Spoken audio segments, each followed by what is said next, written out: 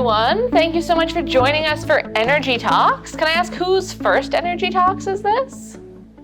Awesome. Okay, well, your topic was just so interesting. You brought all the new people in. So welcome to Energy Talks. This is a monthly lecture series that we host here at Edmonton Public around the themes of energy, climate change, the environment, trying to figure out how do we transition.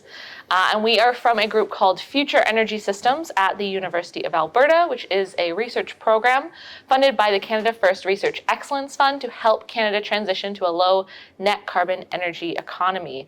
We have over 150 researchers, over 100 research projects, and over 900 grad students, postdocs, and other highly qualified personnel. Before getting started and before I pass this off, I want to respectfully acknowledge that the University of Alberta, where we research, and Edmonton Public is on Treaty 6 territory and Métis Region 4. We want to acknowledge all the communities, come on in, all the communities, past, present, and future that are a part of this land. And we also want to acknowledge all the communities that our researchers work on. We work across Canada, across the country, and we want to acknowledge all of those communities as well. A couple notes for today. We are going to be having our talk, and there'll be lots of time for questions. So do you want folks to ask questions when they have them, or wait till the end? Sure. Raise your hands. If you've got questions, ask those burning questions, but there'll be lots of time at the end to answer as well. So store up those questions. Think of anything. This is your space to ask anything you want. Last note, we wish to remind current and future viewers, so we are recording this so that anyone who can't be here today can watch it, that the opinions expressed by the speaker are not necessarily those of the Edmonton Public Library, Future Energy Systems, or the University of Alberta. And I'm going to pass it over to our speaker. So Dr. David Nobes is a professor in the Department of Mechanical Engineering at the U of A, who teaches in the area of engineering drafting, design, and thermofluids. His research areas consider flow phenomena from a macro, micro, experimental fluid mechanical point of view that includes combustion, turbulent jets, oil sand separation processes, two-phase flows, active control of fluid flows, blood flow in the heart, and energy conversion using Stirling engines. I hope I got all of that right. And he has supervised over 70 master's students and PhDs and published over 300 peer-reviewed papers. So we are so lucky to have Dr. Nobes here with us today, and I'm going to pass it right over to you. So thank you for coming. Thank you. Hard to know what to expect tonight, but thank you everybody for coming along tonight. I'm going to see if this guy will actually start up. Is he going to start up? I've got to spin it the right way. He's off. Okay. A little bit of background first. I want to understand what sort of level I can pitch this at to you, all of you. So any of you done a university degree? I know there's some students here. So most of you, there are some people have, yeah? So I'm going to be pitching it sort of at people that have done high school. And so we'll get into a little bit of things. But so I want to make give you a bit of a word of caution before we get started. A lot of times when I see people talk, it's hard to understand how important. These people get quite passionate about what they're saying, but it's hard to understand why they're passionate about it because I haven't done the research and I don't really know what's going on. So to get around that, I'm going to be providing you to start up with a few definitions to make sure that we clearly understand what I'm talking about and why I'm getting passionate about things. A lot of these are terms that you've probably heard of, but I'm going to try and put a clear definition of how we would use them. And I want to do that because I want to highlight via contrast how important different things are, and how extreme things are, and how easy or hard it is to be able to get these different processes to actually work. So I'm going to have to go through this. So please beware, there will be math. Yeah? It's not a problem. It's not a problem. We're going to use it, we're going to tell a story with it. Okay, so for starters, I often do this one because a lot of people don't really understand what engineering is. So engineers get asked questions. We don't tend to ask questions, we do ask questions, but engineers tend to get given questions and we need to resolve them. And so that's what engineers do. And what we do is we go over to our colleagues over in physics and say, what do you know about the world? And then we walk over to these people over in mathematics and say, what do you understand in that pure non-physical world that they do mathematics in? And we take that knowledge from mathematics, and the people over in science and physics, they've used the math as well, and they use it to describe the physical world. They use mathematics as a language. A lot of people, when they think about mathematics, they think of it as a tool. I use it to do my banking, for example. But in engineering, science, we use mathematics as a language to describe the physical world, and we get it to tell stories. Unfortunately, for most people, they never get to a level of being able to use math at that level to understand what the story is or how to apply it. I'm going to have a go at this today with you guys. Engineers do something different from the people in science. We do design. And I have a fairly hard definition of design because I do this to try and get my students to understand why the heck they're doing engineering and not science. And the big thing is when people talk about design, especially if you're over in arts, for example, they will talk about more about a geometry, a shape of something, how it makes you feel.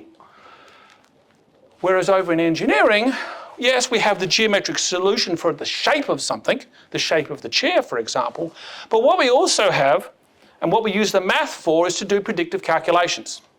We need to have a model that describes the physics that's going on. We can do these predictive calculations because the thing we want to really do is optimize. For whatever parameter, make it more efficient, less weight, less costly, stronger, faster, lighter, whatever it might be we want to optimize for. You can't do it by trial and error. And then we come up with a solution to the problem, hand it back to the customer, and away they go. Lots of different things going on here. Let me give you an example so we understand the design process. Everybody knows what a barbecue is? You may have gathered on my accent's not local. Where I come from, barbecues are, pretty... And when people design barbecues, they talk about designing a barbecue. It's like, well, it's a pretty broad sort of spectrum of barbecues you can have because the process itself is pretty simple. When my parents would have a barbecue, we would go out, bunch of rocks, piece of steel, bang, fire underneath, that's it. And usually we would be out here, and we don't have forests in Australia, we call it the scrub. We're out in the scrub, have a barbecue. And of course, because of that, you get a wide variety of solutions. And the design process is probably something like this. You know somebody who knows somebody who reckons they've built a barbecue once, and they come along and say, what do you want it to look like? And there you go. And you'll get a solution that will work because a broad range of solutions will work for this particular scenario. And this is the trial by error. You can make a few mistakes with a barbecue, but generally they'll sort of work. But it's not so much of an issue. Let's talk about something a little bit different. Let's talk about something at the far end of extreme, for example. T-minus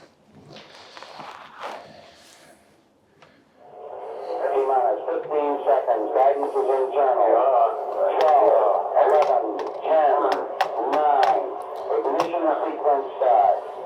6, 5.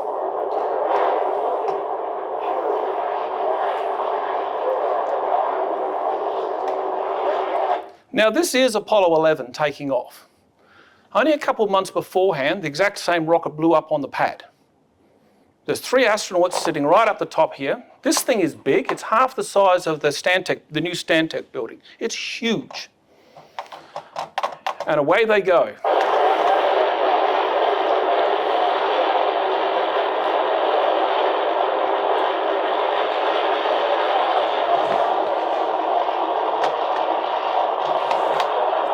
Now, have you ever heard anybody have the phrase, it's not rocket science?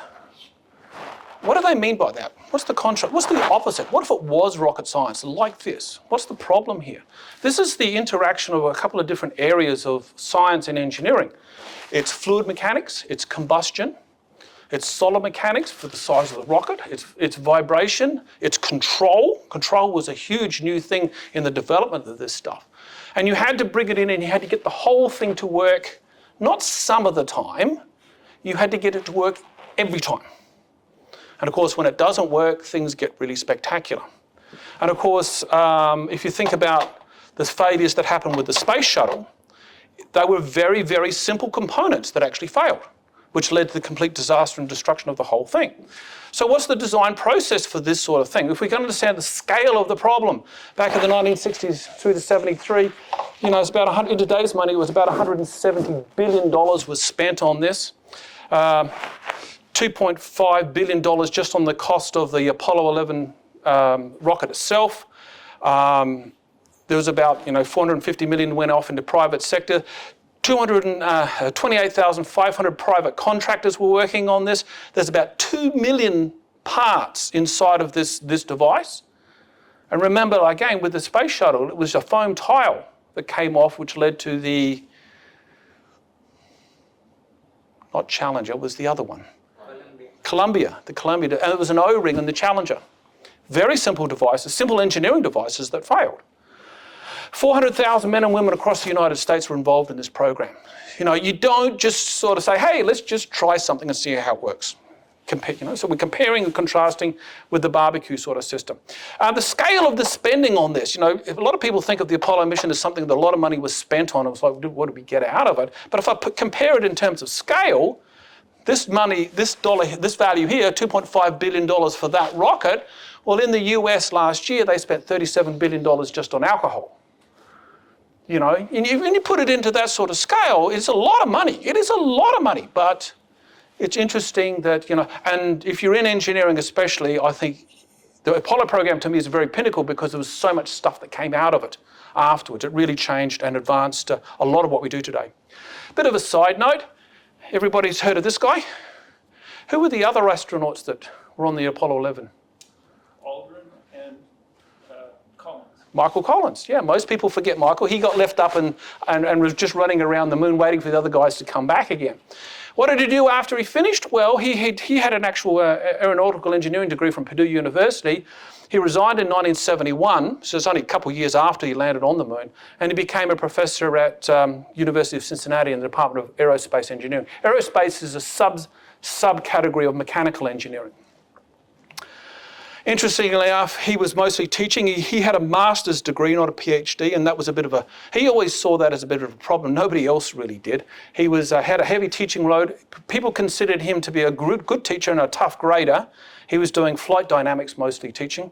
And I love this photo of him. This is a face of intrigue and wonder as he's trying to get this device to fly, you know, and you can see the students around him. Most of the astronauts, typically all the astronauts have an advanced degree of some sort. Most of them are engineers, then scientists, and then biology and a few other areas that come. And you need that level of technical knowledge. So imagine him sitting at the top of that capsule thinking to himself, I wonder if the engineers got it right. No, he didn't think that way because he was the engineer saying that you have to get it right because I'm not getting in there. That design process is extremely rigorous. We have to make it work the first time and every time. Let's move over and start talking about energy and energy transfer because that's what this talk is supposed to be about. We understand the design process. We understand what engineers do now. So some quick principles. We're talking about energy. There's this concept that we use in engineering and science, conservation of energy. What the heck does that mean? Well, basically, if you think about taking a bucket of water and I pour it into another bucket, and then I take that one and pour it into another one, I'm conserving the energy. Like if the water is a measure of, say, the amount of energy, I can see that transfer from one process to another. And we can account for all the energy that's involved in a system. And we can look at it. And we can actually transform that energy from one form to another. And quite often we have energy in a form that's maybe not useful, but if we transform it into another form, it becomes very useful to us. So for example, if I have two positions where I have a change in voltage from one position to another, I can get a flow of electrons. That's electricity. And that's what's called a driving potential. And within any energy system, I need a driving potential of some sort. If I have a change of height, like if I was up there and I jump down, I'm going to pick up speed due to gravity, and it's going to convert from potential energy into kinetic energy. And then I can do something with it, like squash whoever I'm going to land on. And of course, we can also have a change in temperature. High temperature to low temperature, and I can extract energy from that sort of system, which we call thermal energy. With all these sorts of things, we also have to account for efficiency. As we go from one energy type to another, well, the second law of thermodynamics says, and there's a complex, well, not complex, but there's a rigid definition. I always go for the simple one, which is you basically don't get something for nothing. And no system is 100% efficient. So as we transform energy from one type to another, it will never be 100% transmission. So if I go back to that bucket analogy for a moment, when I pour one bucket to another, one bucket to the next one, and I'm transforming from one energy state to another, after a while I'll start to notice there's not so much water in it because there's going to be water left behind in the last bucket. And that's a sort of an analogy for efficiency. Some processes, as we go from one process to another, the efficiency of transfer is really quite good, but generally it's not. And there is no process that's 100% efficient. something to remember. So if we take the car, the automobile, for example, it's an efficiency in the conversion of chemical energy, which is in the petrol or the fuel that you're actually using, into locomotion or power at the back, is about 25% conversion. So what happens to the rest of that energy? It gets dumped down the exhaust pipe because we've actually heated up the gas, so that's hot exhaust coming out the back. And then within the engine we have friction, and that's converted typically into heat, some of it into sound. That is an energy that's coming off, but it's tiny compared to the amount of heat. And to get rid of that heat out of the system, we have a radiator in the front. So all cars are obvious to us, well, except for these new electric thingamajigs, because they've got a radiator in the front of them, and that's an important part of the process. We've got to deal with that waste energy. What sort of energy processes do we have for generating energy? And the form of energy we would typically like to get to is electricity. Once we get into that form, we can do so many different things. We can generate cool air in here. We can rotate and have an electric motor. We can have lighting. Once it's in that electrical state, it becomes very, very useful, but it doesn't start off in that state. These two pictures up the top here represent thermal type processes. This one here could be a gas, oil, coal-fired power station. The one next to it's a little bit different, but that's a nuclear one. It's always characterized by these cooling towers of some sort. Over here we have wind power, of course, solar, hydro power of some sort, and this one here is actually a geothermal plant in Iceland, which is sort of sitting there. One of the things that's interesting about all of these processes is that somewhere in that system, even though we start off with coal, for example, which is chemically bound energy, all of them have a change in temperature. And as engineers, we use that change in temperature to determine the overall efficiency of whatever that process is. So it's pretty fundamental to any of these processes. So what I'm going to do now is explain to you a little bit about where that delta T is. That's what the symbol here represents, the delta T, that change in temperature as we go from from high temperature to low temperature. What's going on here? So to do that, before that, I want to explain to you the different modes of heat transfer. We have this energy, and a lot of people talk about energy as in these different forms, but inevitably, because it's related to this change in temperature, we end up trying to understand energy in terms of heat and heat transfer. Okay? So we've heard of conduction. This is a section view or cross-section view of a house. I think it's Roman. I can say that because it's got these a suspended floor, and it might have hot air running around, which would need to a hot floor heating environment. But what I want to look at is this wall over here. So it's a standard Canadian winter, and we've got hot on the inside, we've got cold on the outside, and we were trying to understand the heat or the energy flow through that wall. And we'll generate a schematic that we can then start to build a model on. This axis represents the distance through the wall, so this would be the thickness of the wall, and that's a change in X or change in position. And then we have temperature here, and we have a change in temperature, which represents the hot on the inside, cold on the outside. And from that, we can build a model. This is Fourier's law of conduction. Let's see if I can move this over a bit for you. How's that? Fourier's law of conduction. This tells a story. The Q here is the standard notation for energy transferred that's related to heat. The dot on the top represents that it's a rate. So if I go back to the bucket analogy, the bucket is one volume of water. But if I pick up the bucket and start throwing it, I have buckets per some time scale. Buckets per minute that I could be throwing over the top. That's a rate of some sort. So anything per unit of time is a rate. So here we'll be talking about energy. The fundamental unit of energy is a joule, and then a joule per second, which is a rate, is watts. So all energy is calculated, or rates are calculated in watts. And what this equation says over here is, well, I have my change in temperature here.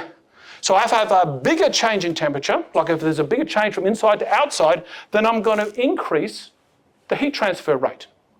Interestingly, if I make the wall thicker, so I have a larger delta X, because it's been divided here, it's going to lead to a smaller heat transfer rate. And that sort of makes sense. If you make your walls thicker, we're not going to lose so much heat from the inside. The next parameter A is area, and this talks about the size of the wall. So that would be like that size of that wall over there if we were looking at the heat transfer just going through that one wall. And this last parameter, K, is the conduction coefficient. And this is a material property and talks about how easily heat transfers through different types of materials. It's an important parameter.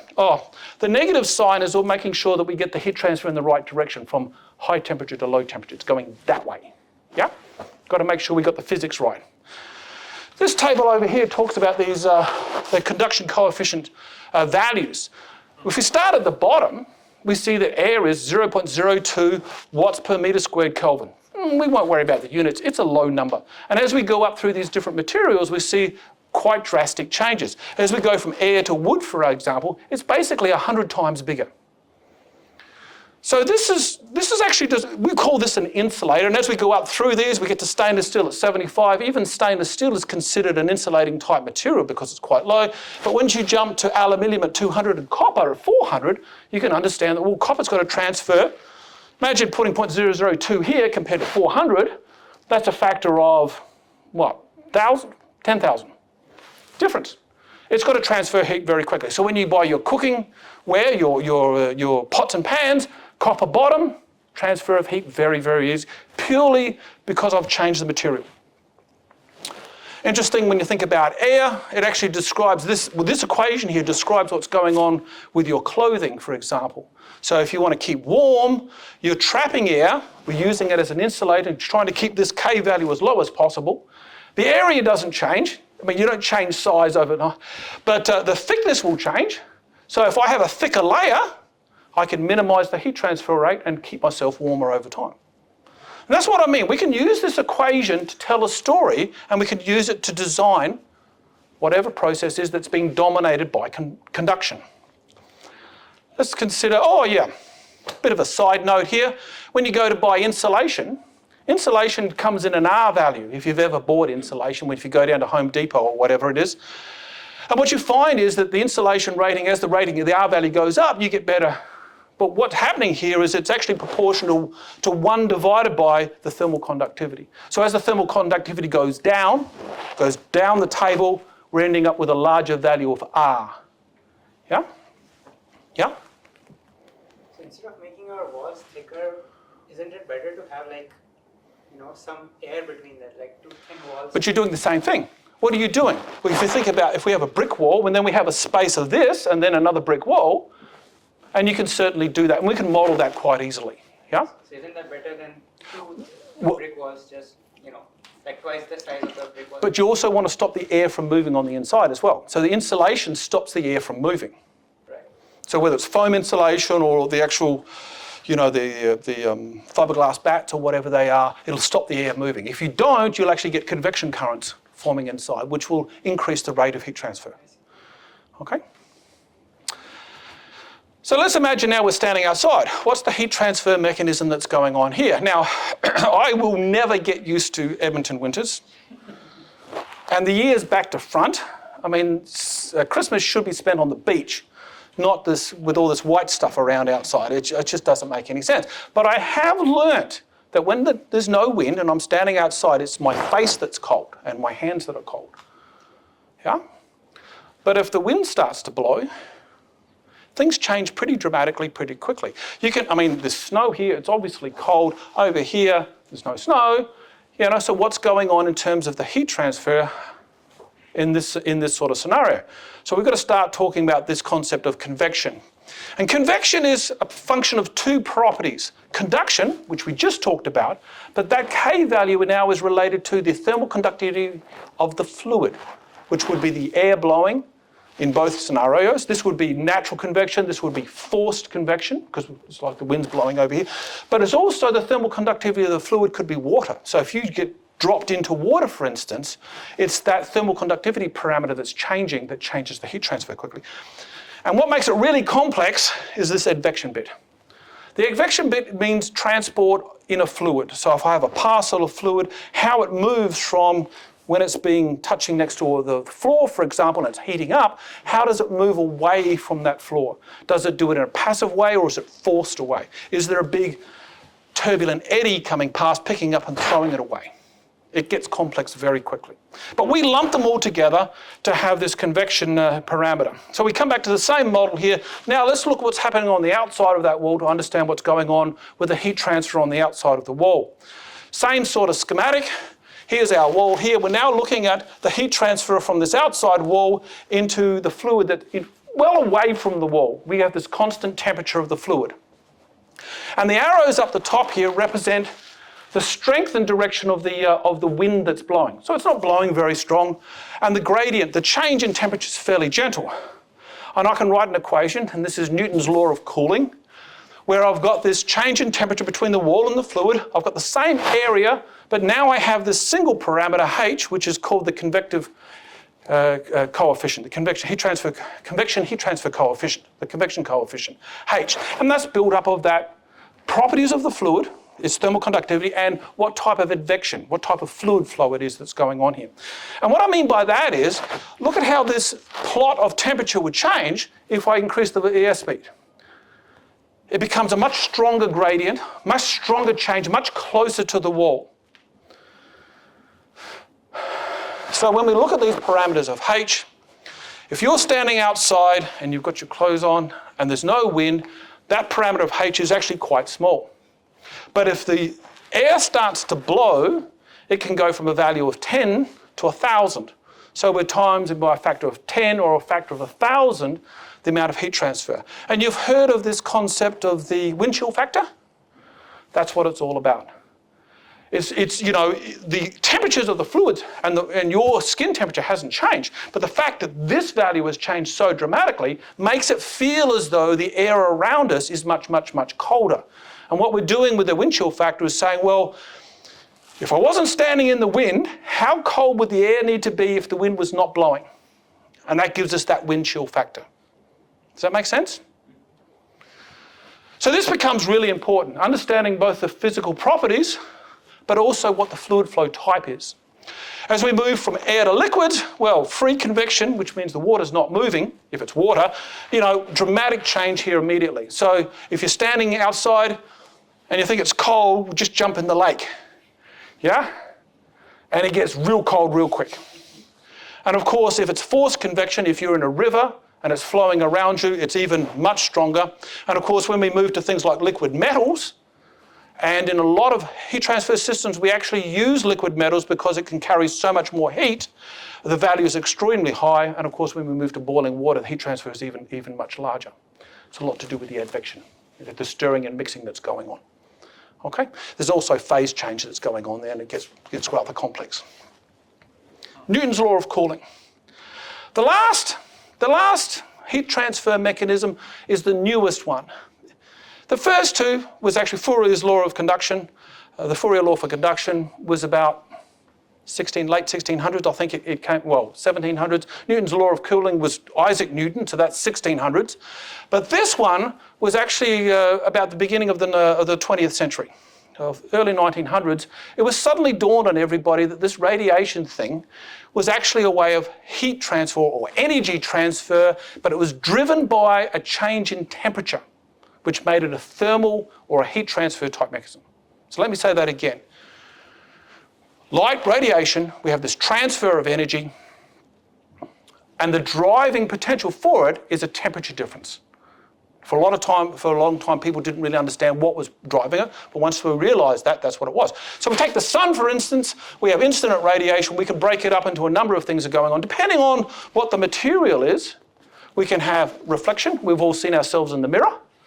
We can have absorption, we've all gone from the shadows and stood out in the sunshine and felt it absorb into us. And we can have transmission, depending on how transparent this is. This is how we see through a window of some sort.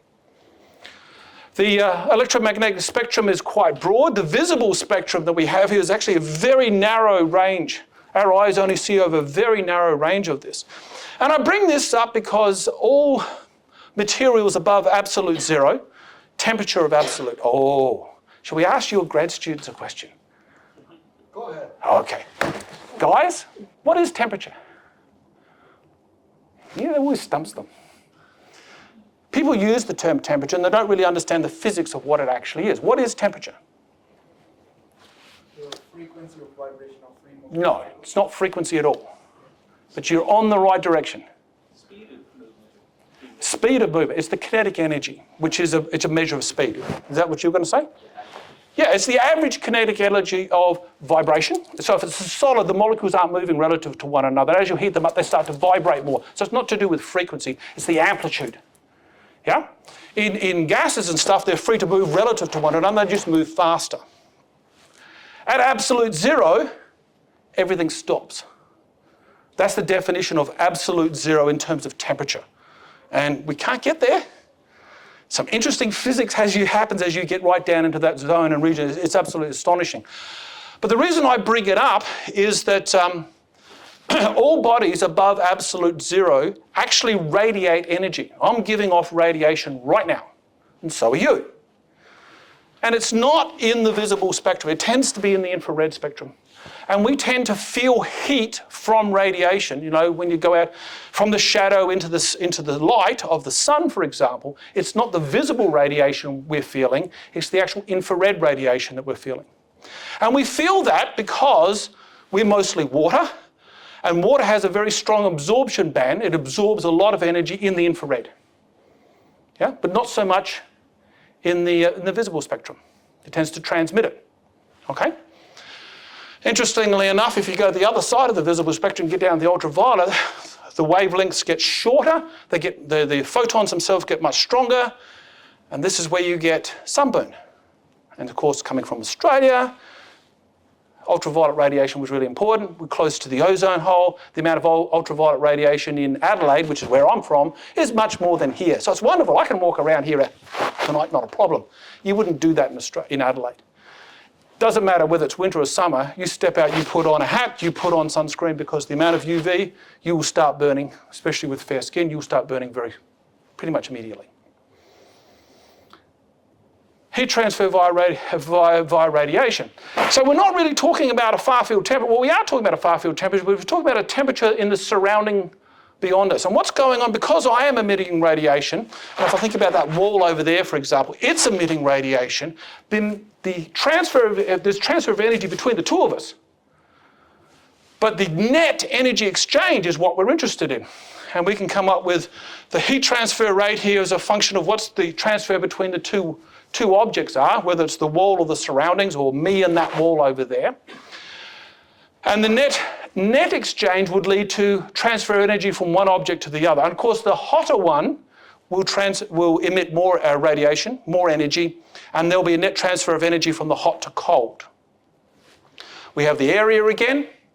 We have this symbol here, which is the Stefan Boltzmann constant. It's just a value that doesn't change. I should have put it up here because it's 10 to the minus 31, which is a really, really small number. And then this last thing, which is the emissivity. And the emissivity talks about how well an object will reflect or absorb radiation.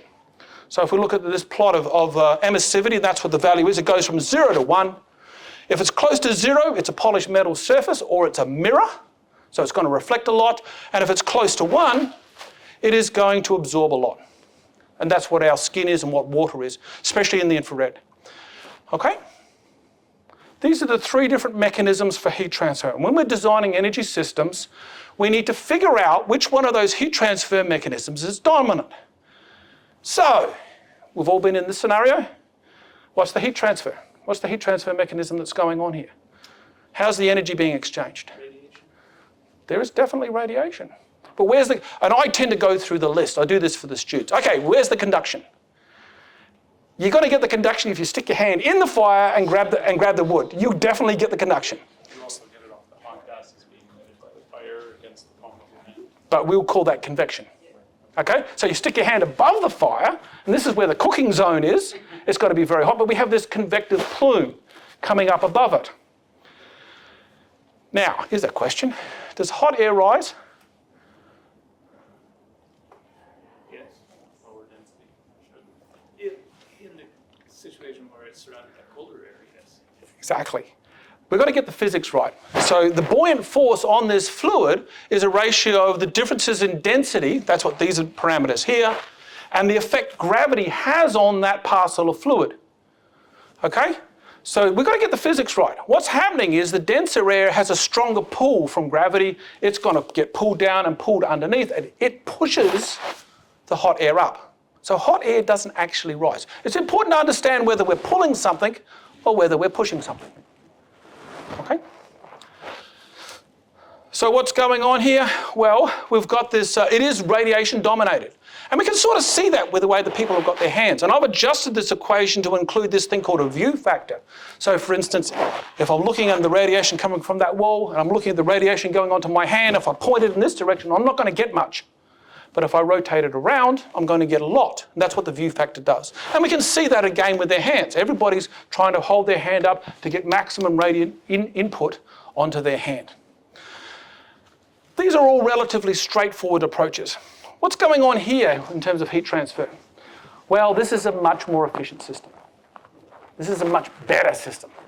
Interestingly enough, open fireplaces in a room like this is not a good idea.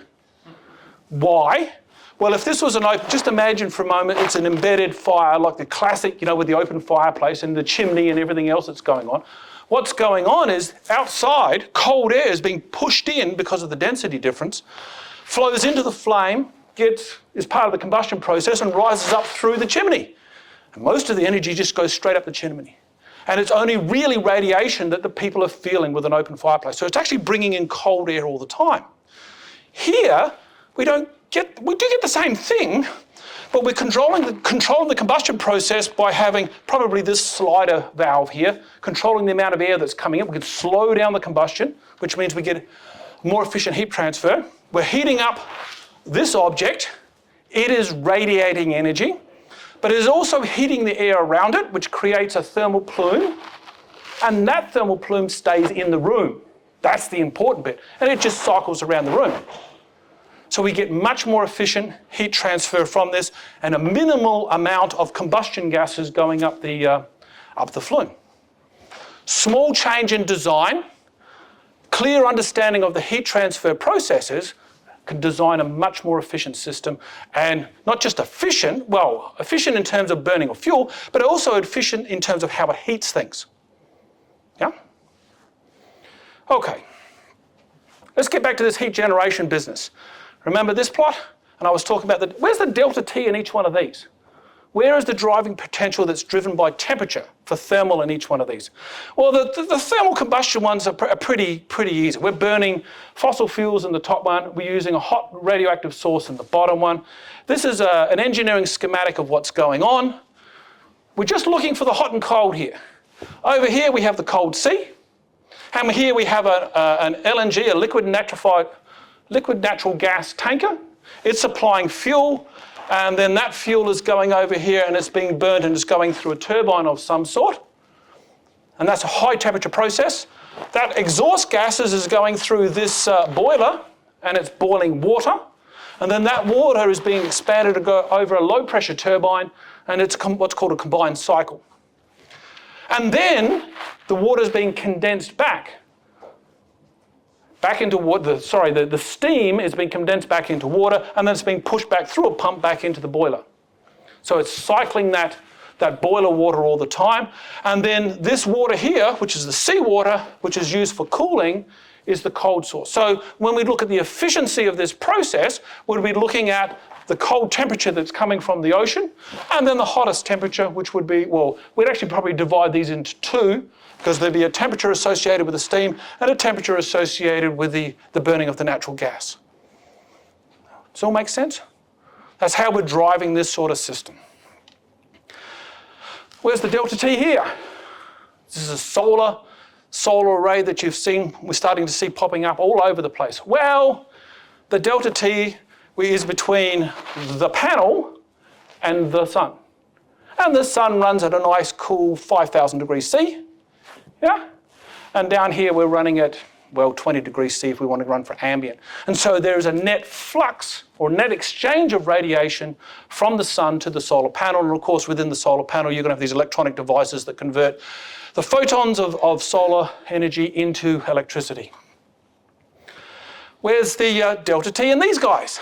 Well, they actually get driven by basically the same process, which is typically what I would call the water cycle. Again, I mean, you could call these solar, actually, because it's the sun that heats up the water, that evaporates it, forms into clouds and condenses and forms rain, falls on a mountain, it's now elevated, and I can then use that elevation difference, potential energy, of the water flowing in something like a hydroelectric scheme like this one, and we have this change in height from here to here, change from potential energy to kinetic energy, put it through a turbine, and then rotate a generator, away we go. The delta T is back between the sun and whatever the water temperature is. Same thing happens with the wind turbines, except the cycle here is just the rising air and the circulation of air that generates the airflow, which is kinetic energy. We're converting the kinetic into rotational, and away we go. Each one of these processes, there's a delta T somewhere. It's not obvious in some cases, and sometimes we don't even use it in terms of our calculations, but it is primary for how all these energy sources are actually driven. Okay, what about, I forgot about this one. This is geothermal, same sort of deal, same sort of thing as the thermal ones where we've got a turbine and a generator, but we're generating steam from some sort of hot source in the ground, and then we're putting that water, well, we're cooling it here, and this would be the cold side temperature. So the delta T would be between whatever the hot side of the steam is and whatever the cold side is that we could stick on the other side of this. Delta T. Where is the geothermal energy in the world? This map's a little bit hard to read. North America, South America, Africa, Australia. The red represents hot sources, and you'll see that most of them line up with the fault lines. Well, they are where the fault lines are. Most of them are actually in the ocean. So there's a big one here in the middle of the Pacific. Along the San Andreas Fault, there's the Mid-Atlantic Fault that goes up through here, and this is Iceland. Lots of red up here, lots of active volcanoes, the Icelands. In Iceland, energy is really cheap. But if you look at the land masses, there's not actually a lot of places where there is geothermal energy of any significance that's actually available. Interestingly enough, when we look at Canada, there is quite a lot of energy, geothermal energy, running along the east side of the Rocky Mountains, which is interesting to think about. Lots of oil generation, lots of holes being dug in the ground, lots of potential for getting some heat out of the ground and turning that into something. Now, I'm going to take a side step here and talk about space, because space is just fun. And it does allow us to look at the contrast of how you would design energy systems anywhere, because it's very, very extreme. What's wrong with this picture? You know, if you don't like going swimming and you can't put your feet on the ground, I got a feel for this guy. No gravity. One of the problems the astronauts can have is that they can actually overheat. Because how are they going to lose heat? Only via radiation. There's no air. There's no convection. So one of the biggest problems, and what's the temperature difference across this when they're in the sun? Because there's a shade here and the sun here. Anybody got any ideas of the temperature difference across just the body? 200K or so. Yeah, it's about 200 degrees. It's crazy sorts of numbers. And of course, if they start working too hard and they start generating a lot of heat inside, they've got to be able to get rid of it somehow. So they do everything in a very slow ballet and they keep it all nice and cool. We could use combustion. And if you know anything about combustion, there's a classic thing called the fire triangle. I need a fuel, I need oxygen, and I need an ignition source of some sort. But to do it in space, we're going to have to transport all the fuel and the oxygen because there's no air, there's no oxygen up there. Flames in space with no gravity. Combustion in space does something really weird. If we look at the classic candle flame here, this is a process that's all driven by buoyancy. We have the hot air, the cold air is pushing in. It actually controls the mixing. Interestingly enough, with the flame here, the reason it's bright yellow, does anybody know the reason why it's bright yellow? The combustion process is actually... Well, it's actually the combustion process here is quite poor. Generates soot. The soot glows incandescently in the visible spectrum, and that's why we see a nice yellow flame. Nice. If you put something cold above here, you'll actually see the cold, the black char particles coming off the combustion process. Over here, it's all blue. which is sort of the same as what's going on down here. The mixing process is driven by diffusion. Diffusion is the process of how molecules transport in a stable, non-moving fluid. So for example, if I pulled out a perfume bottle, I'll be nice. Perfume bottle and open it up, people close to me will start to smell it, and then later on somebody else will. And that rate of movement is the diffusion process. It's very slow. So here it's governed by diffusion, here it's definitely governed by diffusion. Because it's so slow, there's complete combustion. No char particles, no glowing, no whatever. And of course it forms this dome. So it mixes really, really slowly. Now heat transfer in space is combustion in space is very dangerous, and heat transfer in space is very dangerous, especially if you don't have a fluid. So if you take a satellite, for example, and you've got an inefficient process, so you're generating a lot of extra heat, how do you get rid of it? Well, you can only use radiation. And radiation's not a particularly efficient process. So one of the things with the first satellites, they were actually starting to melt components because they were generating the heat locally and they couldn't get rid of it. Who's got one of these things? What's the limiting process in this? Well, it's a heat transfer process. The processor in here generates heat because it's not 100% efficient. Joule heating as those electrons are moving around, and getting rid of the heat efficiently enough is the thing that slows down the processor. Yeah? They actually clock them, slow them down so that they don't generate too much heat because they can't get rid of the heat fast enough. Put this in space and the heat gets stuck there and we can't radiate it away fast enough, we start melting things. Good fun stuff. So combustion's is basically a non-starter in space. So how does the International Space Station do this? Well, the picture tells 1,000 words. Got to remember that, it's only in this little region here that the astronauts are actually living in. The solar panels here are huge. 75 to 90 kilowatts. Normal house in Edmonton, because we need a fair bit more of heat energy to keep us warm, we need about 5 kilowatts. Okay, 2 to 5 kilowatts. So 75 to 90 kilowatts to keep the International Space Station going. This array is made up of 262,400 solar cells. Just imagine if you've got a dry joint in your soldering in there. Yeah, it's large. That's 2.5 square kilometres of space to be able to get enough solar panels to be able to generate that. Some of the problems, the efficiency of the solar panels basically hasn't changed in the last 40 years as far as I can see. It was about 8 to 10%. It might be 12 now. Some people claim 15. It hasn't made a leap from like 10 to 20 or 10 to 30%. So that's a major problem for solar. It's just not particularly efficient. It's intermittent. The space station runs around the Earth. It goes into shadow, no power. So we've got to have batteries to sort of last in between. There are maintenance issues. As soon as you start to have that many devices involved, any sort of complex design, potential for failure, and even catastrophic failure is quite high. So we've got to be able to do maintenance, and there's a lot of maintenance needs to be done. There's a lot of garbage now in the Earth's atmosphere, especially in the geosynchronous orbits, that sort of level, lots of things flying past and whatever, hit one of those solar panels and no dinner tonight. And then there's the interesting thing, if we start thinking about not just here or on the moon, but if we start heading off to Mars, what is the solar flux? Now, flux represents the amount of whatever parameter, it might be water or energy, flowing through an area. Okay? So if we take the same area, we do it here, we have a value of solar flux. We go to Mars because it's starting to expand spherically from the sun. The solar flux drops by 2 orders of magnitude.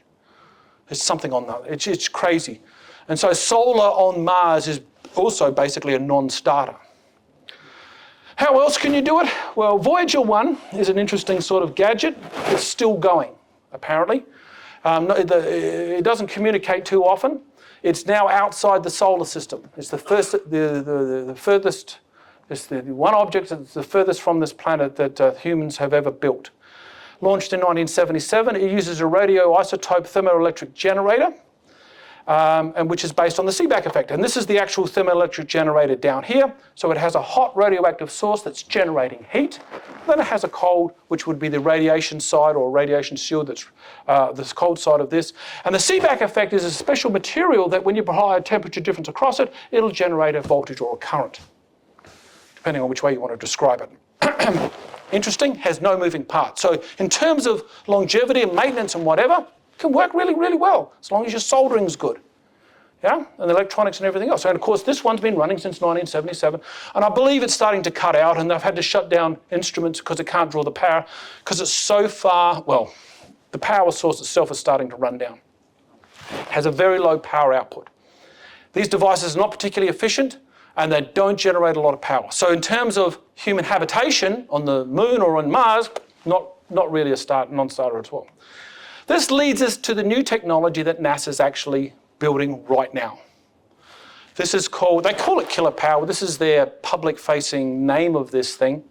And you'll notice, well, there's 4 of these units actually sitting here. So these units have been designed not just to be on Mars, but also to be on the moon and also to be on a spaceship. So what is the heat transfer? Where's the delta T? What's going on here? Well, these are nuclear powered. That's the hot side. So where's the cold side?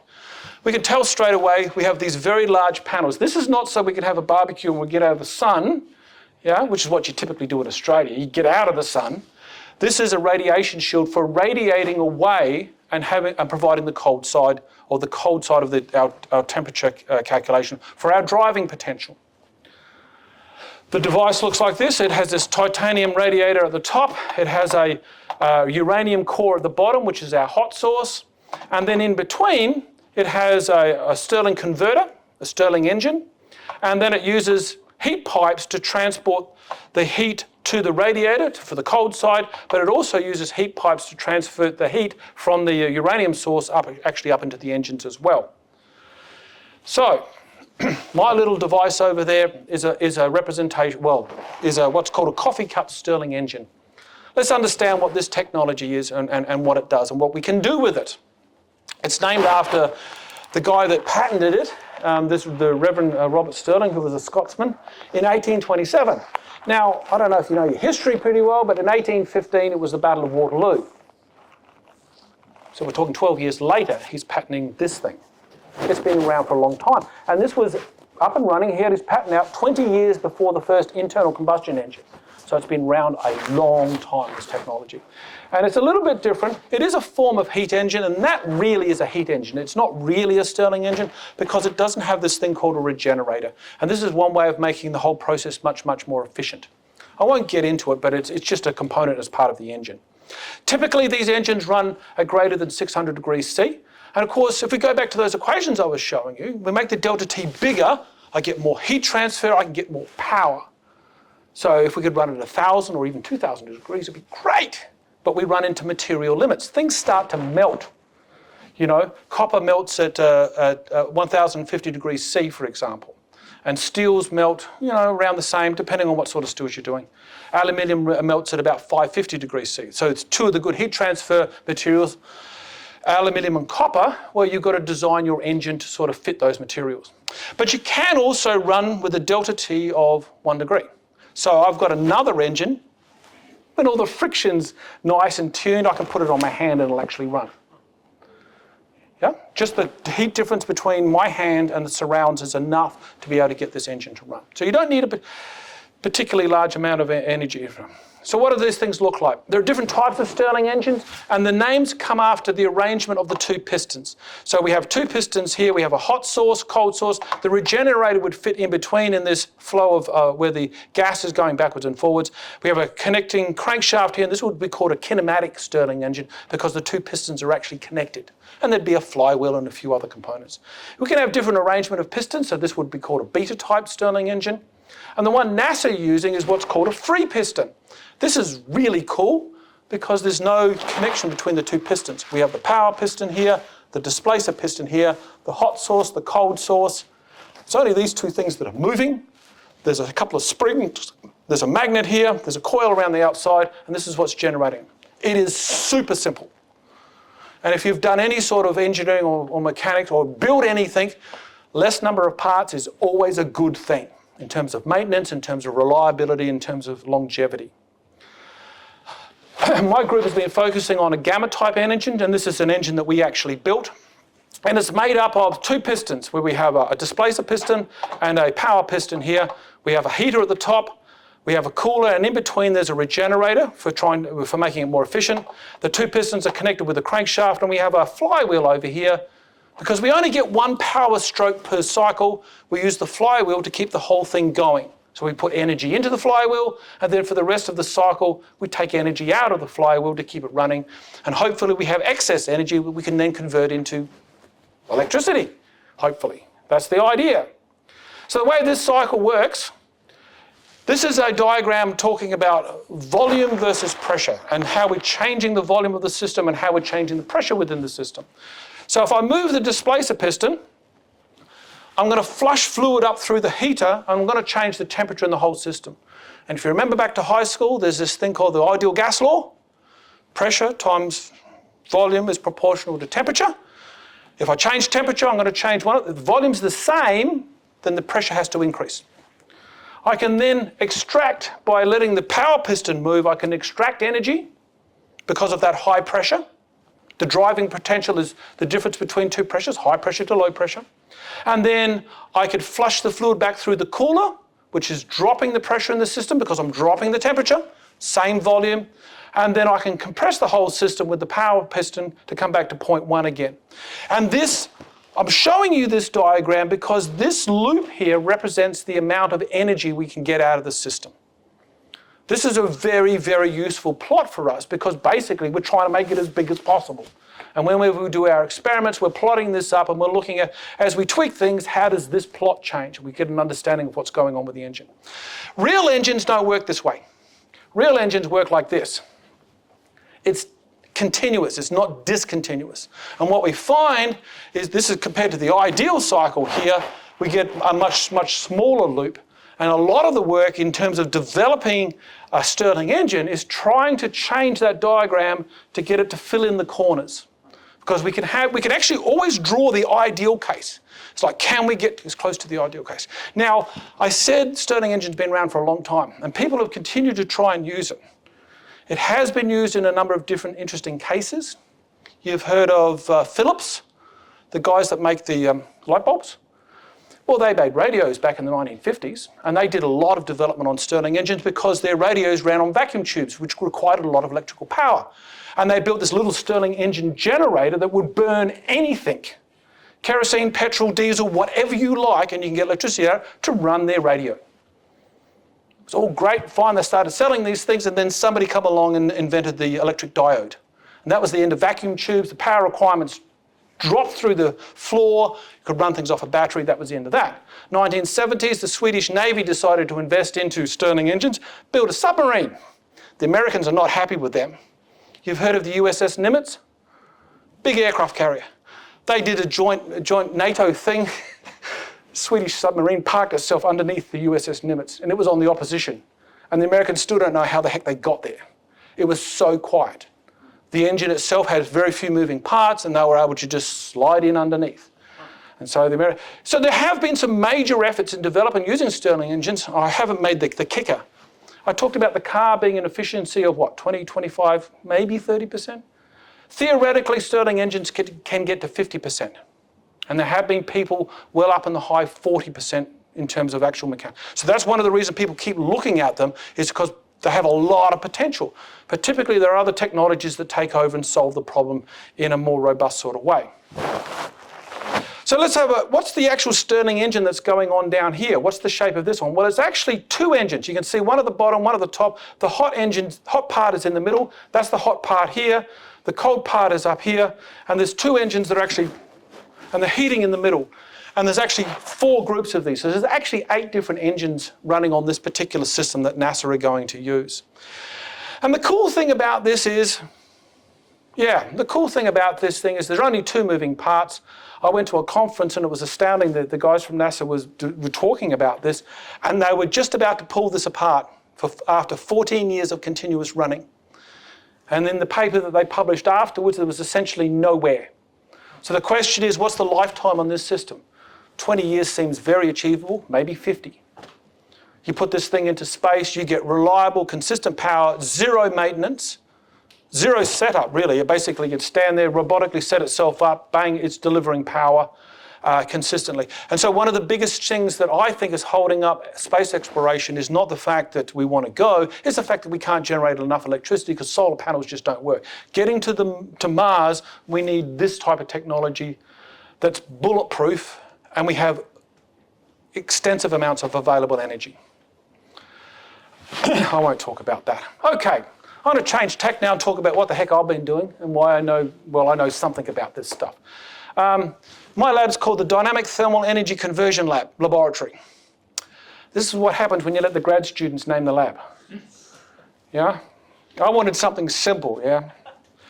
The motivation is, of course, to do with the availability of geothermal energy in Alberta. And this is talking about temperature map at 5.5 kilometres down. It's a bit deep compared to what the oil wells are actually running, but we can see up here we can get temperatures down to up to 200 degrees C. And that's pretty cool. Most of the province were in the range of more like 100 degrees C. And then given the size of the province and the fact that there's only a few places in the world where geothermal is actually on the land, most of it's in the water, under the oceans. There is actually a massive potential. And of course, one of the potential sides of this is the 450,000 abandoned, well, not used wells, oil wells that have been dug, that are in about the right range to get available and access that hot temperature. So what we're looking at is, can we make a Stirling engine work at 100 degrees C with a cold 5 degree? And of course, if it's winter time and it's minus 20, it actually helps us because we get a bigger delta T. Yeah? It's one of the few things about it. But the question here that's very different, the Stirling engines that I was talking about, the NASA ones, all those other engines, they're running at 600 degrees plus. So the way that people have modeled those engines to mathematically predict what's going on is different. The physics is slightly different. So a lot of our work has been trying to understand is not only can we do this, but how do we predict performance? First thing we had to do was build an engine test stand. This was the first engine that we built sitting right here. This is actually a high temperature engine that runs at about 500 degrees C. We built this engine to get ourselves going. Had all the data acquisition, computer control. So we had write a software program to collect all the data, be able to plot it up and process it, and then actually be able to control the engine as well. So we had to custom build all of this stuff. The grad students had great fun doing it. This was version 1. Version 2 looks much nicer. I should get a good photo of version 2. We built this high temperature engine, and then we got into looking at, well, we're running at low temperatures, can we use different materials? So I got the grad students looking at, well, different types of Stirling engines, and we were 3D printing these things. We thought they'd be relatively cheap. The students could actually learn a lot about, the design of the engines, the actual physical geometry, but also how do we model these and how do we predict performance. It's a bit hypnotic, isn't it?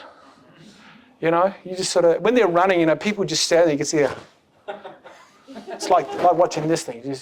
But this one literally runs at that speed, and it's quite hypnotic. And this one was all 3D printed, which was interesting. We then moved up in scale a bit, and yes, that flywheel is a bicycle wheel. It turned out to be a really cheap way of making a flywheel with enough rotational inertia. We can see the power piston right here, and we can see the displacer piston right here. So we made them transparent so we could see what was going on inside. Heat exchangers top and bottom, a lot of 3D printing in here, a lot of 3D printing of components and stuff. So the students were learning a lot about design of components and manufacturing, all sorts of stuff. And then we went up bigger scale again. We replaced this power piston with a diaphragm, trying to minimize the amount of friction. All sorts of good fun stuff. We then looked at how the heck, do you remember this diagram, the ideal cycle? How can we push out into the corners? And remember that the ideal cycle, the pistons move and stop. So we started to think about the idea, could we get the pistons to move and stop? And we can do that if we use elliptical gears instead of circular ones. And elliptical gears, turn out, you can actually buy these things off the shelf. And so the student actually figured out how to design these, and he 3D printed his own gears, and we could see the actual change as we started to dwell this.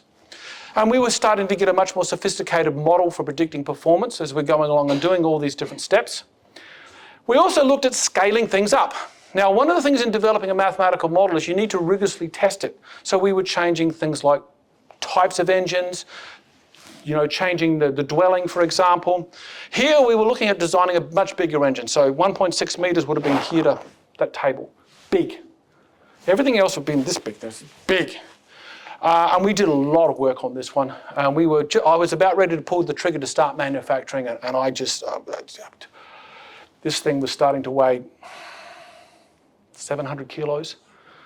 It was running at pressures, you know, it was really starting to get extreme. I didn't have all the extra equipment for lifting and loading and moving things around. I started to get really concerned. The students are good, but they're not trained for manufacturing and assembly of this sort of stuff. So we decided to stress the engine in a different way, which is thermodynamically rather than in physical scale. It was something we could control a lot more. We also got into designing all sorts of different heat exchangers because we started to realize that the biggest problem with this low temperature scenario was how the heat was transferred because the fluid is actually oscillating backwards and forwards. You think about your car and the radiator in your car. Am I running late? There you go. Okay. You think about your car, the air is flowing straight through. And design of heat exchangers and mechanical engineering all runs with standards. We know how to do this. For air that flows straight through, not for air that cycles backwards and forwards. And so that was one of our biggest problems. We looked and looked and looked, and basically there was very few other applications where we had this reciprocating flow. And so we had to, then we started to realize this was our limiting design factor, the fact that we couldn't understand, we weren't getting the heat transfer we were expecting because of this reciprocating flow in the fluid. And that, remember I talked about convection being conduction plus advection? It was the advection bit that was really screwing us up. And so we had to start looking at that a lot harder. So this was our last incarnation of the engine. This is the engine that we're actually doing a lot of testing and development with. It's running at relatively low temperatures, 100 degrees on the hot side, 5 degrees on the bottom side. The students have made a whole bunch of changes based on our models and what we've learned to make this engine run more efficiently. We're using air, and we're also going to use helium. It turns out the thermal capacitance of helium is about 2.5, 3 times that of air. So we should get, ballpark, 2.5 to 3 times as much power out. NASA uses hydrogen because you get 5 times that of air. But hydrogen introduces all sorts of issues, and explosions are the minimum problem. Hydrogen will actually flow even with metals, you get hydrogen actually diffusing through it, and you get change of materials properties. This is called hydrogen embrittlement. So hermetically sealing hydrogen in the engine is a major problem. But if you do it, you get really good performance. You get free helium from decay of your helium power source. It's a long way away. And I'm not sure you want to connect the two. Yeah? We're controlling the heat source, the source sink and temperature. We can control pressure. As we go up pressure, more molecules involved, we get more power out of things. And we could control the load torque on this as well. We're measuring pressure, gas temperatures, liquids ins and outs to be able to look at our energy balance. How much energy is going in, how much energy is coming out, what's the balance between the two, what's the efficiency of the system. And crank angle and torque output were the main parameters, or torque output is the main parameter we're using for determining what the power of the engine is. Now we're collecting a bunch of data on this stuff, and I've got students running on this engine right now. One of the things that we've been doing because of that reciprocating flow problem is we've actually designed a new set of heat exchangers here to try and deal with the advection problem. Right now we're seeing, because we've tested them on what's called a straight-through flow engine, classic way for testing radiators, we're seeing about a 50% improvement in heat transfer. So we're expecting to see a big jump in the amount of power just by designing the heat exchangers for heat transfer and understanding the different heat transfer mechanisms that are going on that are important for this particular engine. Our big thing, though, that we've been doing has been developing a mathematical model for this type of engine scenario, including all the right physics. Now, I got the student to build a graphical user interface, so as the model's running, we can see what the heck's going. These colours all represent temperature. So we're calculating temperature throughout the engine. You can see the displacer piston here. You can see the power piston going up and down here. And we can see the hot side, cold side, and the regenerators sitting right here, and we can see how the air is moving, or the fluid is moving backwards and forwards between the two. Over here, these two big cycles represent the change in volume and pressure within what's called the compression space and the expansion space, between the difference between the displacer piston and the power piston. And the net difference between these two is the actual output that the engine actually has. Now, why do this? It's not great, is it? It's cool. Well, think about the big engine and how big those loops would be on the big engine. Not this loop, these loops, and the pressures that were involved and stuff. Yeah, it was fun. Why are we doing this? If we can prove this model works, we can then use it to predict, well, what happens if I make the engine bigger? If I run with different gases, run with different pressures. If I can change, what is the limiting factor? We can start to source this out. Is it to do with the heat transfer? Is it to do with just geometry, for example? And this model is now working quite well. It's actually much more extensive than when NASA built their Stirling engine back in the 1990s, because it's been running for 15 years or whatever. They had their own model built at a university. We actually have that model. It doesn't work as nice as ours. Well, it's a one-dimensional model for starters. And it solves using a Fourier analysis, and it's got its issues. It's very quick, but it's great for design, but it works well at the high temperatures, and we're finding it starts to really suffer when we get down to the low temperature scenario. And our model we can continue to develop. So one of the things that we're about to do is write a paper on this, and we're going to be releasing this on the internet. And there's not a lot, but there are a number of Stirling engine research groups in universities around the world that will be able to start using it. What's interesting is that we can set this up for using any heat device. One last point. You've heard of cryogenic temperatures or cryogenic devices? How do you get down to low temperatures? Carefully. You pressurize something, you radiate heat away or exchange it with Or you something. cool it and then you expand it. Yeah, that's one way of doing it. But it's slow. Yeah. Or you could use a Stirling engine. Because if you run a Stirling engine backwards, you can actually draw heat out of something. So for example, my little friend over here, we have the hot source down here.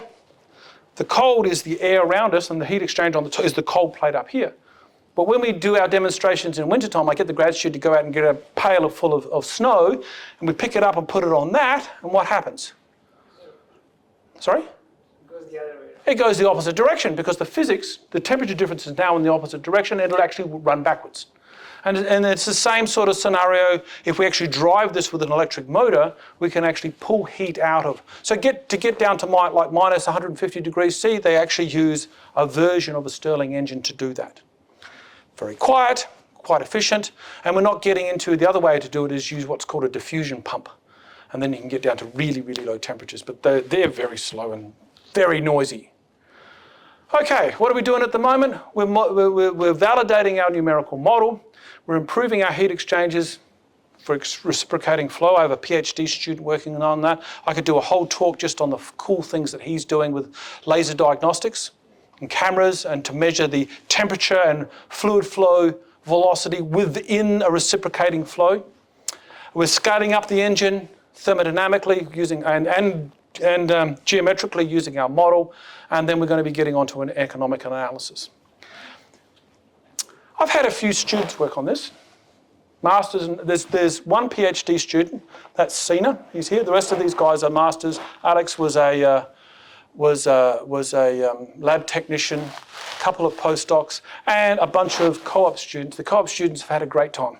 In engineering, co-op students spend like a fall or a winter or a summer semester working outside. That's part of their program.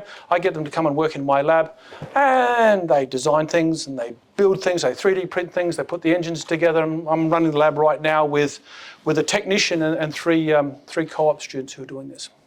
And with that, any questions? Well, before we start questions, can we give Dr. Notes a big round of applause? Awesome. The floor is yours. Do you have any questions? My brain is blown with math right now. You were talking about how diffusion, which is like an air conditioning unit, is slower. So is there an application for a Stirling engine as a type of air conditioner or heat pump? Yes. Because with air conditioners, I'm not sure what you mean by an air conditioner being to do with diffusion, but an air conditioning system,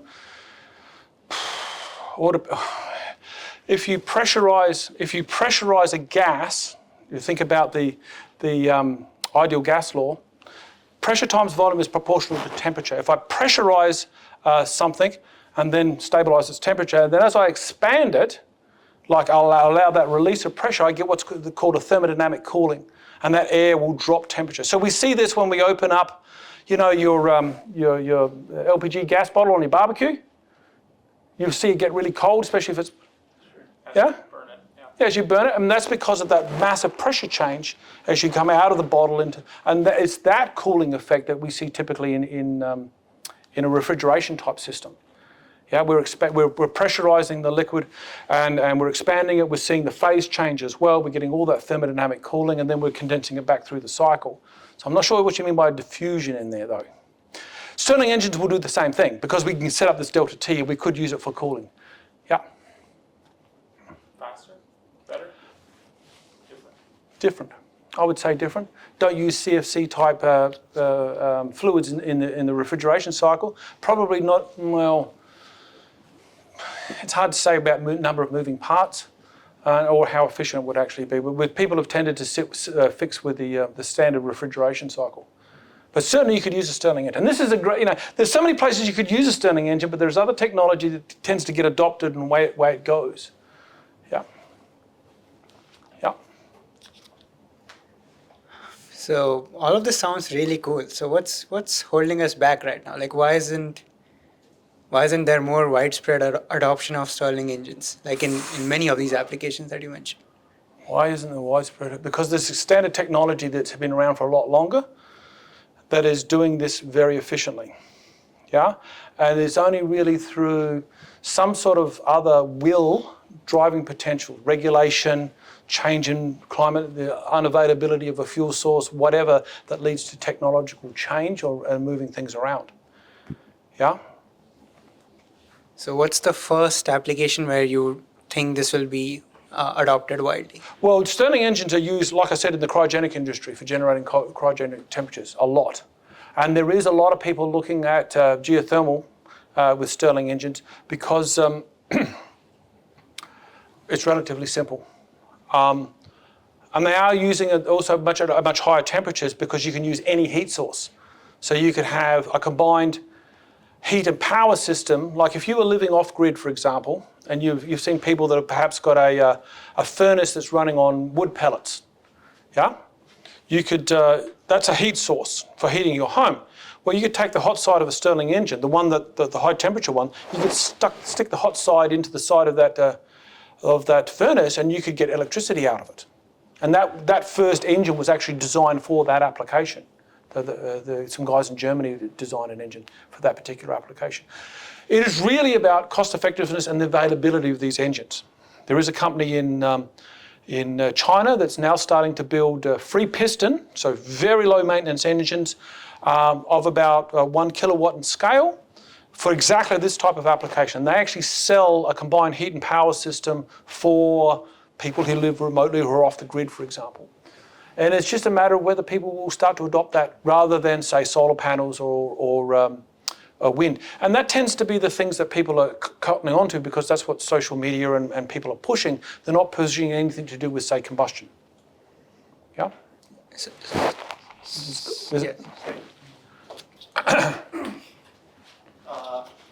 Sorry. You mentioned delta T in solar. Yep. I didn't get that. Well, the sun is hotter than I am. But is that powering the solar? Yep. I don't think so. Yes, it is, because it's leading to a net change of energy influx. The solar array itself is emitting radiation, and so is the sun. But the net exchange of energy is from the sun to the solar panel. Now, the photons that are arriving there's an excess of them. They're going to lead to that, and that's the electric component within the solar panel generating the voltage that's coming out of the solar cell. But if you didn't have a delta T, like if you take the solar panel and you put it down here and it's at 20 degrees and that wall is at 20 degrees, you do not generate electricity.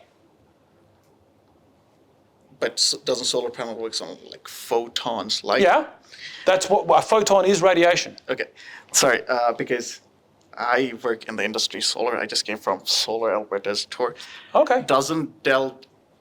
If there is a difference in temperature, high, it will reduce the efficiency of the solar panel. If what? If there no. You're talking about whether the solar panel itself starts to heat up. Yes? Okay.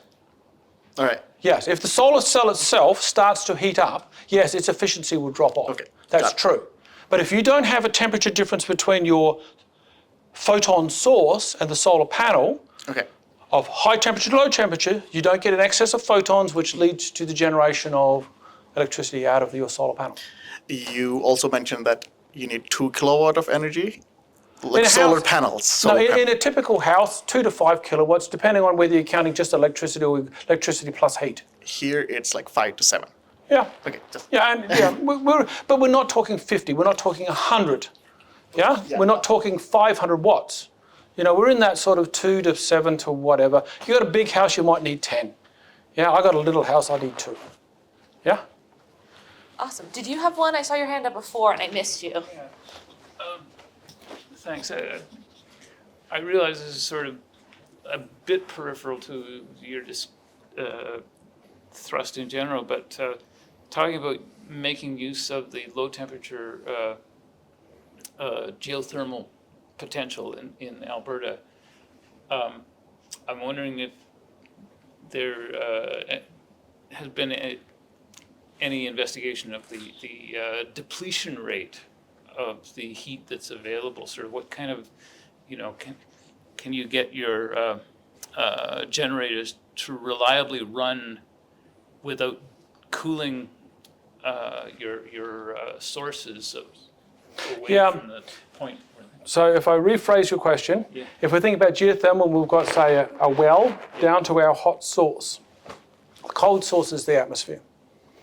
And we're pulling heat out of this. And yes, the surroundings are going to get cold. And I was just talking before about, we've got some other work that's actually looking at repurposing old oil wells because they're in about the right range to be able to get heat. And we were designing a device to put down there just to extract heat. Very complex fluid flow, heat transfer problem. We set up the model so we could look at not what's happening in the next hour or the next day, but 5 years, 10 years, 30 years, and what the heat transfer was happening around it and what efficiency dropped off, and then taking into account some of the reservoir properties and the heat transfer through the reservoir as well. And so, yeah, there are people doing, and I think this might be some of the stuff that you're starting to look at as well. Yeah, and so people are looking at this. Yeah. So we don't have numbers yet. Well, I've got a paper published on it. Yeah, but it's not a big field. It's not a big field. And again, this comes down to money and availability and whether people really want to. I mean, if there was the real push to sort of start using and dealing with because there's like 450,000 wells that are not being used that could be coupled onto this. There needs infrastructure funding to be able to do this and a willingness to push it. Well, if that does, it'll happen. Sorry. Yeah, I actually have 2 questions. I don't have an engineer background, Yep. so this is my first time hearing this Stirling engine. I find it very interesting. So my first question actually is quite basic. Do you have to keep the heat and cold temperature by external energy? No, there's got to be some sort of source. When we say source, we're talking about a source of energy. In this case, it's high temperature. And a sink will be a source of low temperature. So in the scenario that I showed you with the combustion, let me just go back to this one here. This one here, the cold source was the ocean. And essentially that doesn't change temperature. I mean, it does, but it's big. It doesn't change temperature. In terms of the source, which is the combustion of the fuel, it doesn't change temperature either. Yeah? But in geothermal, this comes back to the point that we were talking about before. If we think about a big rock and we're pulling heat out of it, locally it's going to start to get cooler. And then there's heat transfer into that because there's a temperature difference. And the question is can it transfer heat fast enough compared to how much heat you're pulling out of it? And that's an interesting engineering design question. What was your second question? Okay, second question is right now, like climate change is pretty hot. So lots of companies, especially utility companies, are thinking about greener ways to generate electricity. So I'm asking you, do you see potential that this gets applied in electricity generation field with a larger scale? Like, for example, Well, that's the idea. We're doing the groundwork research to sort of understand whether this is relevant or not in terms of scale of available energy and whether we can convert enough of that temperature difference into a large enough amount of energy efficiently enough. One of the things that I think is a little bit weird, and this is my take on different energy sources, a lot of people talk about the economics, how much money it costs to build things. But a lot of technology has had hundreds of years in development. And so the cost of that technology to implement today is pretty small. What I'd rather sort of look at is say, well, how much energy did it take to actually build that technology? And then how much energy are you going to get from that technology over its lifetime? So for example, wind power is seen as a very green source. But the energy it takes to build a wind farm, and I haven't answered these numbers myself, but I would like to know, to build a wind turbine, how much energy does it take, and then how much energy do I get out of it? And at some point, if you don't get more energy out than you put in, it doesn't make any sense. And I've often wondered how close wind turbines are, because the amount of energy to build those, because they don't last very long. Their lifetimes are only in the 10, 15 year range. They're not like hydro systems that have like a 100-year lifetime. Yeah. I think for wind turbines, they usually assume like 30 years life. Sorry? 30 years life. Yeah, I doubt it. Okay. Yeah, one of the things that they're using, the advanced materials they're using, the composite materials, they don't really know how long they're going to last for. And we've seen whole wind farms being removed because the composite materials didn't last as, this is what they're making the blades out of, didn't last as well as what they thought it were going to. Yeah, and it's like any technology, sometimes it can take quite a long time to figure out and develop and mature the technology. Yeah. Oh, hi. So I know that if an automobile engine is shut down, then to start it is turned over by a small starter motor. Yep. Do Stirling engines need starter motors? Yeah, that's an interesting one. If you think back to the free piston engine, Uh-huh.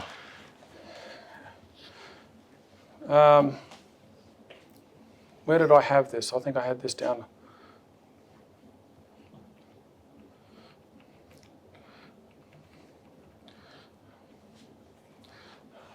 This one here. This is hermetically sealed. How the heck do you start it? I mean, I can't kick it, I can't crank it. Now you could actually put an electric battery and you could generate a pulsing electric field and that would start it. But what's interesting is that you'll just apply the heat and it will self-start. Oh, okay. Which is rather interesting. Now I have oh, he stopped.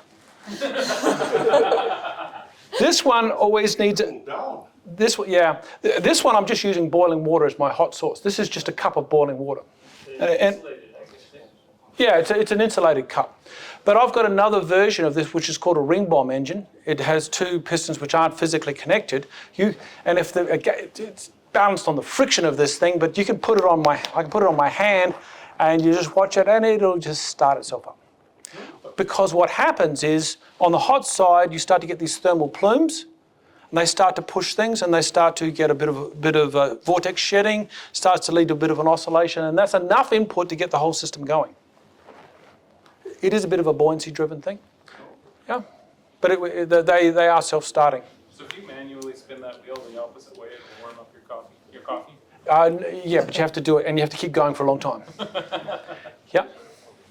Oh, hey, first of all, I want to say thank you for the great contribution you're doing towards something that's really going to probably change the face of humanity. Oh, in I the don't know future. about that. And my question to you is circling back to the application of energy in space. Yeah. So I know that before we build systems of scale, the initial concern is mostly with the current rocket systems that we have, it would be the size of the payload.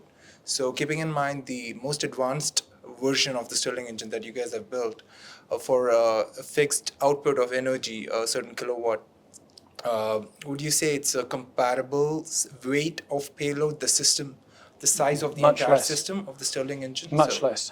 Much less? Much less. Okay, that's good to know.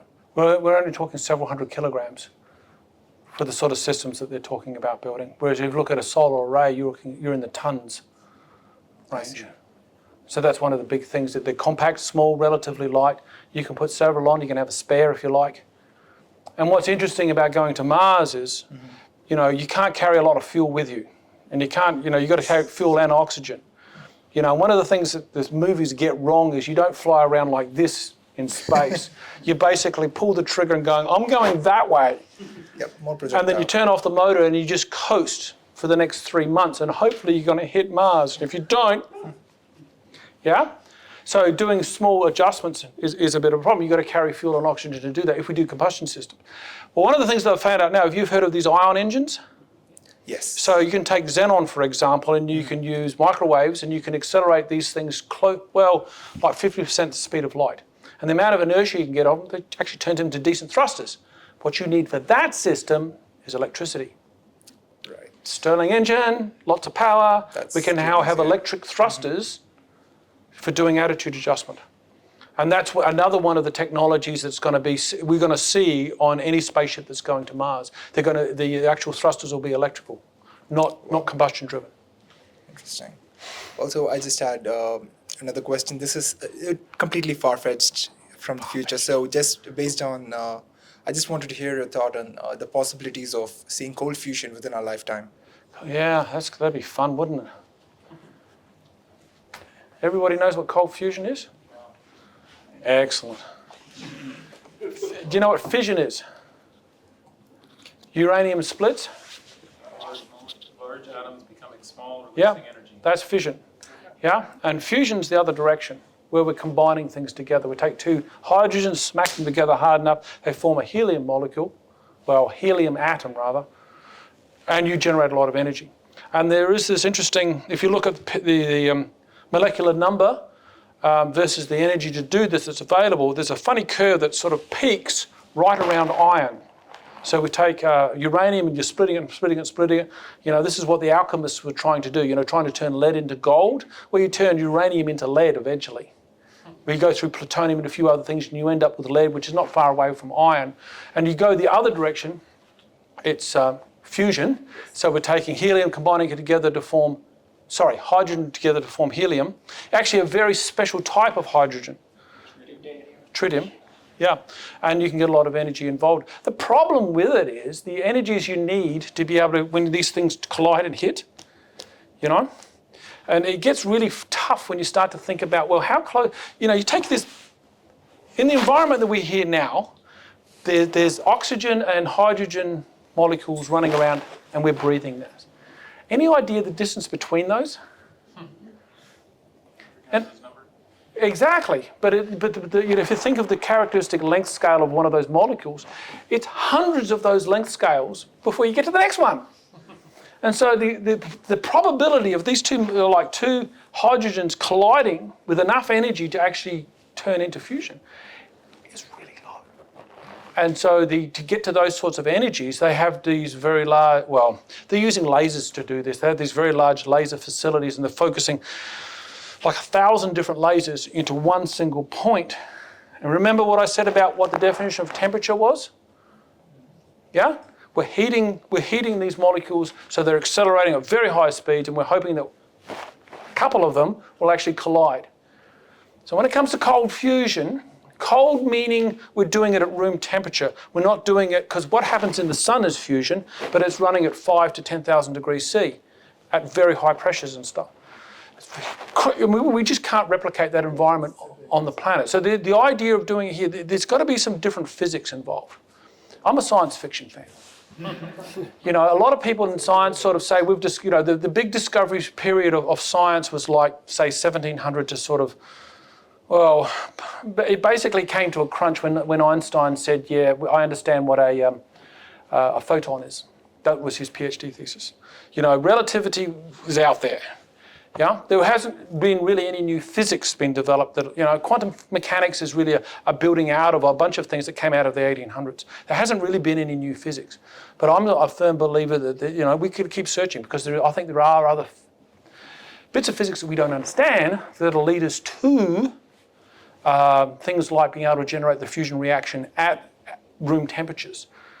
But we're now talking about things that we can't see, touch, feel, or hear. At scales that are so small, we just have to imagine. Here's a question for you. Why do we build supercomputers? You know what a supercomputer is? Yeah?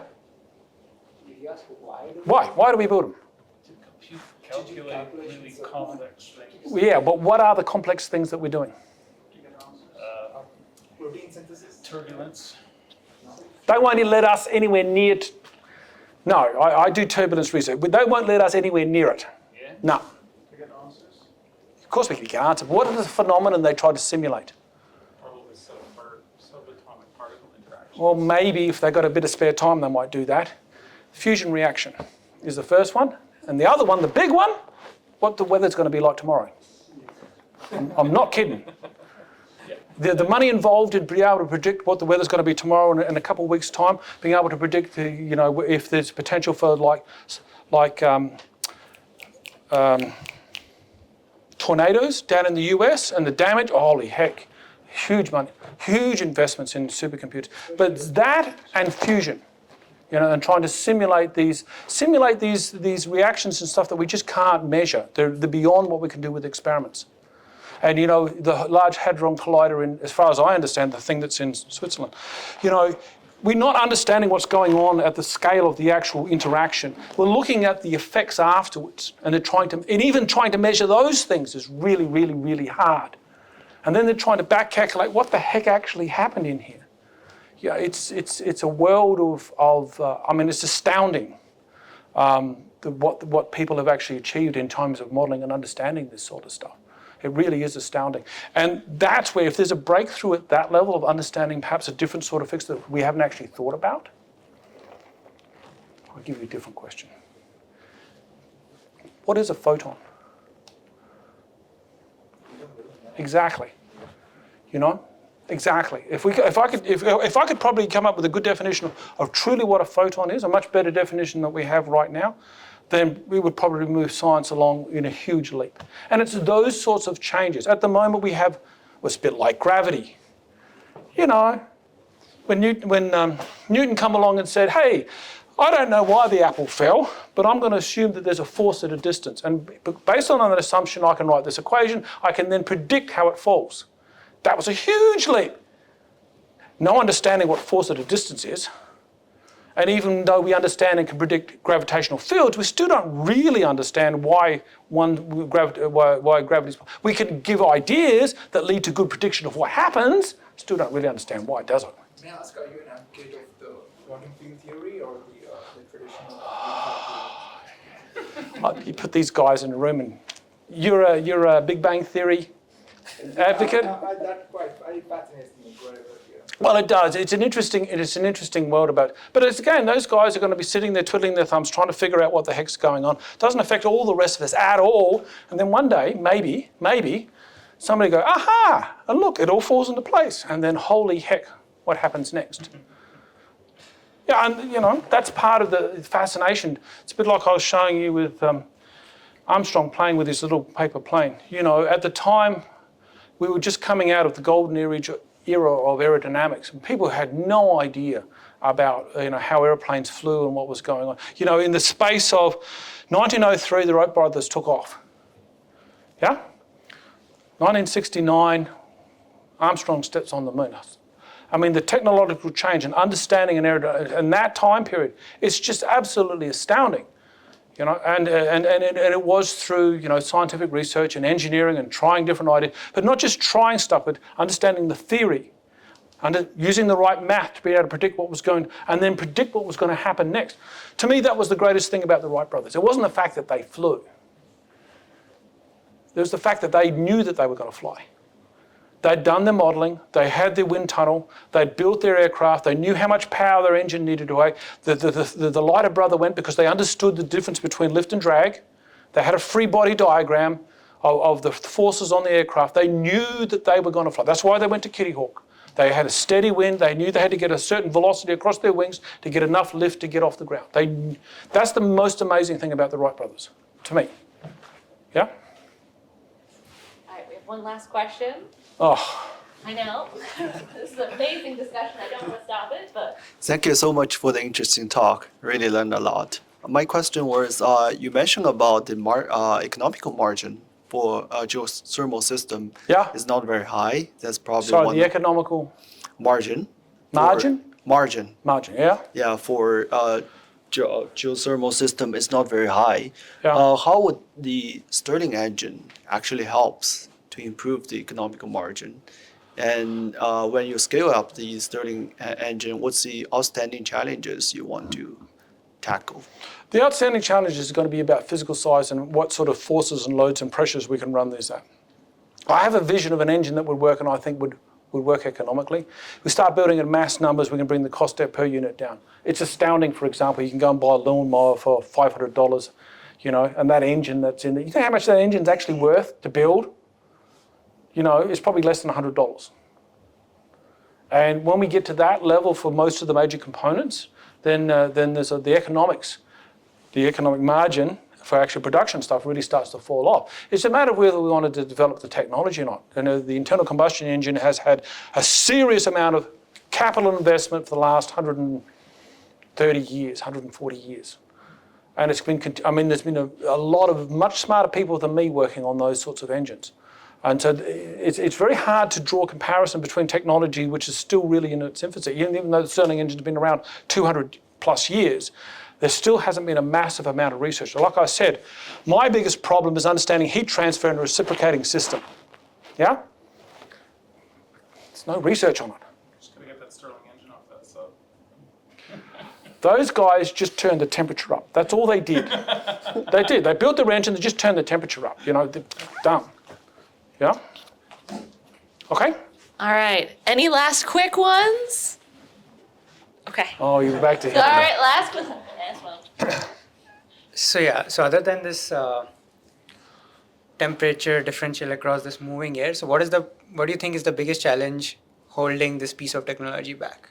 Like so is there something that you can say, oh, if we figure out this problem, we will be building these guys on Mars as opposed to anything else? Like, what's one of the biggest challenges that's holding Stirling engines back? An insight. We could have this technology, well, within the next 2 years. Imagine this engine, I'm not kidding here, and we're running a nuclear source on here, and we're having, say, 8 of those. And as we keep it at really small scale, the shielding, radiation shielding is not so much of an issue. In a box that can run for 50 years, that you dig a hole in your backyard, you sit in there, and you can then run your Tesla, your heat, because you've got waste heat as well, and your electricity off of that. We could have that in 2 years with enough investment. You want to hand over a couple of $100 million? But if it happens at scale, that would come down, right? That's what No, but you need that to be able to develop the technology, because there's so much, it's not just this, there's all the other. Now, the biggest thing that will stop this, because I think we could definitely do this, there's no argument there, we can definitely do this, regulation. So, for example, in the early 1970s, there was a massive movement by the anti-nuclear movements, which led to changes in regulations for nuclear systems and radioactive and uranium-type systems and whatever. As such, the regulatory requirements to build a power plant are just hideous. And so there hasn't been a new nuclear reactor system built in the US since the 1970s.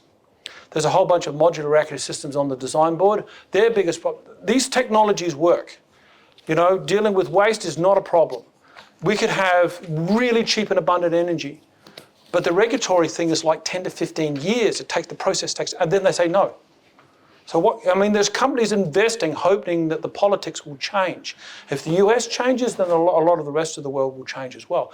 So one of the interesting things is that China is investing heavily in these modular nuclear reactors, because one of China's biggest problems is they don't have an energy. I mean, they produce coal, but they import something like 80% of their energy. If they can move over to nuclear power, for example, that's big scale. Small scale, we could definitely be having this sort of stuff work, and actually very safely, I think. But it's the regulations that will stop it from happening. Okay? Okay. All right. Well, thanks very much for coming along, everyone. Thank you.